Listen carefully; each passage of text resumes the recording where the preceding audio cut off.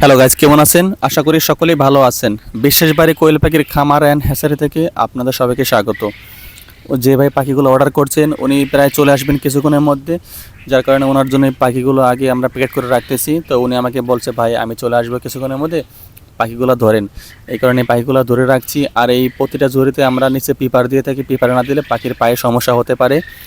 তো এখানে দেখতে পাচ্ছেন কিছু পাখি ধরছি, আর ওই মেশিনে কিছু পাখি আছে। এখন ওই মেশিনের পাখিগুলো বের করে ঝুড়ি প্যাকেট করব।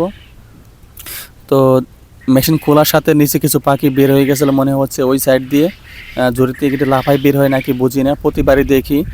যাই হোক, দেখতে পাচ্ছেন এই বাচ্চাগুলো একদম সুস্থ সবল পাখি, এগুলো অরিজিনাল জাপানি কোয়েল পাখি। তো আপনাদের যাদের পাখি লাগবে স্ক্রিনে দেওয়া নাম্বারে আমার সাথে যোগাযোগ করবেন। আমার ঠিকানা হচ্ছে মুন্সিগঞ্জ জেলা, লোহজন থানা। আমরা শুধু অরিজিনাল জাপানি কোয়েল পাখিটাই পালন করে থাকি, অন্য কোনো জাত আমাদের কাছে পাবেন না, ঠিক আছে? আর এইভাবেই প্রতিটা জুড়িতে আমরা গুনে গুনে 100 পিস করে পাখি দিয়ে থাকি, দেখতে পাচ্ছেন। আর মোটামুটি এখন এই পাখিগুলো নিয়ে আমরা বের হয়ে যাব, কারণ উনি চলে আসছে, বললো যে ভাই আমি চলে আসছি। এই কারণে এই পাখিগুলো নিয়ে আমি চলে যাচ্ছি গাড়ির কাছে। গাড়িটা আমার ওখান থেকে একটু ফাঁকে রাখছে, ভিতরে আসছে না গাড়িটা। যাই হোক, এখন ওই যে আপনারা যে বস্তাগুলো দেখতে পাচ্ছেন এগুলো মূলত হচ্ছে তুষ।